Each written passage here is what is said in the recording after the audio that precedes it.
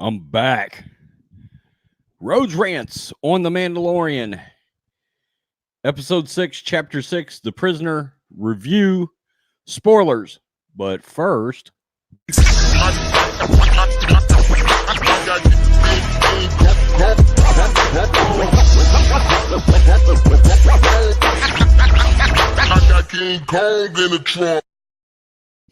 okay.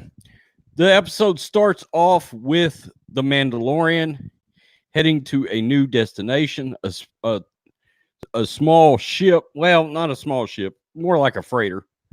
Okay. A la reminiscent of Han Solo's freighter ship from The Force Awakens. He's pulling in, and again, there will be spoilers. The Mandalorian, of course, needs money. All right. So he's looking for work.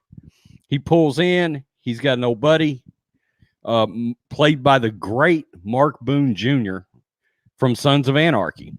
And he was also in Batman Begins. They're putting a small crew together to bust a Twi'lek out named Quinn that's on a new Republic prison ship. Okay. And by the way, this episode would have made a really cool movie, come to think of it, an extended movie. It was a little bit longer. I think it was actually, it was around 42, 43 minutes, I think. Directed by Rick Fumuyiwa. Yeah, I got it out there. And by the way, he shows up later too, actually in the episode. And Boone Jr.'s character is putting together a team, including a ex-Imperial sharpshooter played by the great Bill Burr, which is awesome, right? Who doesn't love Bill Burr? And Bill Burr's a typical smartass, as you would expect. There's a Deveron, big MFer, played by the great Clancy Brown from Shawshank, right? And another Twi'lek that the Mandalorian has had relations with. These Twi'lek gals, they're a little horny. Okay. It's pretty funny. And then there's a droid named Zero, and he is piloting the Razor Crest. They need the Razor Crest because it has the ability to scramble the Republic signal and dock itself on the prison ship. And basically, like I said, the Mandalorian needs cash. He needs money, right? We still don't know where he's taking Baby Yoda. And a lot of people are wanting to find out the purpose of Baby Yoda so they know where the story's going. But look, you're not going to find that out right now. That's going to be a reveal. It's not going to be they're just going to drop a nugget so you know what Baby Yoda is all about. Look, it's a Yoda species that's force sensitive. There's obviously something very special about this kid. All right. But no, it's going to be in a reveal either in episode 7, which is next Wednesday, by the way, or the season finale, or you might not find out till next year in season 2. They get on the New Republic ship. They're after another Twi'lek named Quinn, who's part of this gang of folks that's been put together. Everybody unboards. The droid stays back, and they proceed to work their way through the ship, past the prison cells. They encounter some droids, and this episode had some much needed The Mandalorian kicked some ass. We needed that. Okay. We haven't seen him just get buck wild in a while, right? Since he rescued Baby Yoda and he did the John Wick Dark Knight stalking. Well, he did some of that in this episode, which was cool. He took out 4 droids, like whatever. Bill Burr was like, oh, we're not going to help him. I want to see what he can do, kind of thing. Bill Burr had a little of that asshole Han Solo in him, which I really liked. As we all know, and as we all expected, they were going to double cross him. Okay. And they did. They put him in a prison cell that Quinn came out of. The Mandalorian, like a badass, gets himself out of it. He kills a droid, tears the arm off, puts in the little thing that turns the door, that the droids that, like R2 always opens doors with, his little mechanical mechanism. And pretty cool. They get out. He begins stalking everybody, which is kind of cool. I mean, I gotta say. And he finds the Deveron finds him, Clancy Brown. They have a scuffle. Mandalorian burns him in the face, and the dude keeps coming. He drops a door on him. Homeboy raises the door up. You're like, oh shit. So the Mandalorian hits the blast doors. Bam. And you're like, well, that's it. Once again, he's still stalking. The scene in which he comes up behind Bill Burr is horror movie like. The lights are flashing like a strobe, and you see the Mandalorian stalking every time it flashes. Kind of cool. I've seen that in Friday the 13th movies as Jason was moving in on people. Cool stuff. Okay. People will call this episode a filler episode. In my opinion, it is not, because the Mandalorian is in need of credits in order to keep going. He needs money, so he takes a job, all right, from an old friend. That's where he's headed. The Mandalorian's got some kind of destination in mind, and I have a feeling the reason we don't know is it's going to be a big reveal later, okay? I think it's going to be whatever it is going to end up being. We're going to be like, whoa. Okay, so I think destination is actually as important as he's got something in mind, and they're not just going to leave us hanging there, but it's going to be a reveal, right? I thought the episode was good. I'm going to give it, let's say, a 7.5 out of 10. Okay. Really cool little nugget at the end. By the way, there was only supposed to be droids on this Republic ship. However, they encountered a resistance or rebel soldier, right? And he's got a tracking thing that he's already turned on, alerting the Republic that there's been intruders, which is supposed to send a squad of Republic ships in. Well, he turns that on, and the droid said, "You've got 20 minutes." Well, anyway, after Mandalorian's taken everybody out, and what we find out is he didn't kill anybody. He threw them in a prison cell. Okay.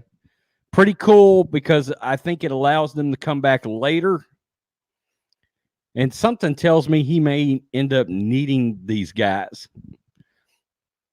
I don't know why. I just got this feeling. The Twi'lek insinuated that, well, we know for a fact they've had relations. She insinuated she maybe has seen him without the helmet. So I don't know if he's allowed to take that off when he's getting ready to do the wild thing or what. So maybe that's a Mandalorian stipulation, right? They still implied, look, this guy's not Boba Fett, but they're trying to imply that it might be some reveal later, because there's a lot of who are you, what's your real name, blah, blah, blah type thing. Okay.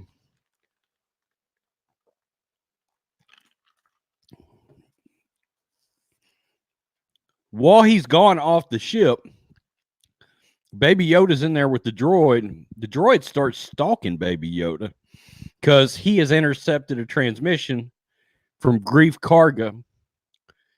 And I guess he realizes there's a bounty on Yoda's head, the baby Yoda's head. Well, the droid finally finds baby Yoda, and when the blast door opens, well, it's not a blast door. When the door opens, the droid is standing there, and baby Yoda's reaching up. He's about to do a young force technique on this droid, and about that time, bam, the droid's blasted, and you think, oh man, he exploded his ass from the inside or something. No, the Mandalorian was behind him and shot his ass. Okay. And again, in the moments we get to see good interaction between the Mandalorian and baby Yoda, what I have noticed is the Mandalorian he doesn't overreact, okay? He's very methodical, very stoic. Even when they found baby Yoda prior to going on the ship, he didn't panic. Bill Burr was holding him. Very cool, calm, collected, very Clint Eastwood-like, very old school Western-like. All right? He's like, they're not hurting this thing as of yet. I don't have to kill everybody in here. But you get the notion that really and truly, and I think we're going to get to see it again. We got to see it in episode 3. The Mandalorian can kill everybody in that room. That's just what I'm thinking, okay? That's what I get. The way he stalked them stormtroopers in episode 3, the way he was interacting with these people, you just get the feeling he knows he can kill everybody in that room, essentially. But he's got some kind of a code he's working with, and he's trying to not kill people he's trying not to kill people unless he absolutely has to. Okay, and I think that's going to be some Mandalorian thing. You might be like 7.5 out of 10. That's not great. No, it wasn't great. Now, what was cool was when he ended up back on the ship with Mark Boone Jr. and Quinn, you think, okay, he's just leaving. You figure there's a double cross coming from Mark Boone Jr.'s character. There was. He said, he radioed in, said, kill him. And all of a sudden, this fighter ship comes up out of the floor. Really cool. I mean, this episode, especially in space, looked great cinematically. And this thing's fixing to take off. And then all of a sudden, Quinn reaches in his pocket and he pulls out this thing. And it's that Republic tracking device. The Mandalorian put it on him. Good stuff. And you're like, oh, shit, the Mandalorian double-crossed them. And all of a sudden, boom, X-Wings show up out of nowhere. And I'm like, whoa, this looks great. And so that was our ending money shot type thing, like we've been trying to get in these episodes.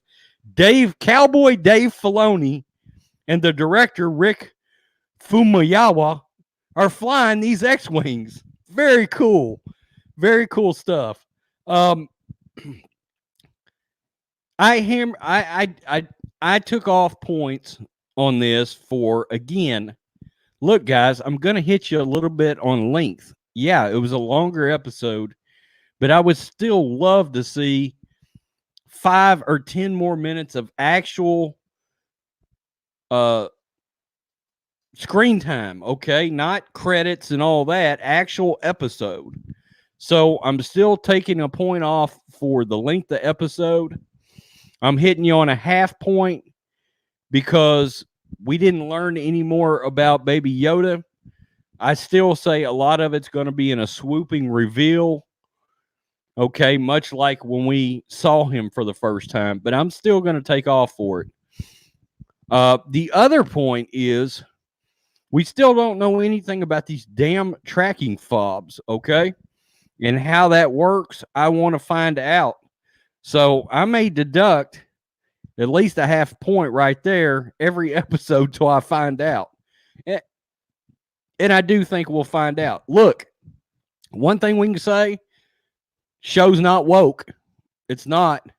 No identity politics. Bill Burr was a jerk off. Bill Burr was Bill Burr. look, it's a good Star Wars show. It is. It is. I thought it was better than the last two episodes. I really did. I actually think I gave them higher ratings, but well, no, episode 4 I hammered. Last episode I think I gave an 8. Upon viewing it about 3 more times, I probably would knock it down to like a 7.25, and I give this one a 7.5. So my ratings do change on things as I see things over and over again. So anyway, there it is. Very cool episode. You get to see the Mandalorian out on a job with other scumbags. And look, the Mandalorian's got a reputation for being a badass. And we get to see some of the jerk-offs, the kind of people that he's worked with. And just as we figured, scum and villainy, right? You tell me what you think. Road Squadron. Hit that subscribe button. Peace. I am out. Till next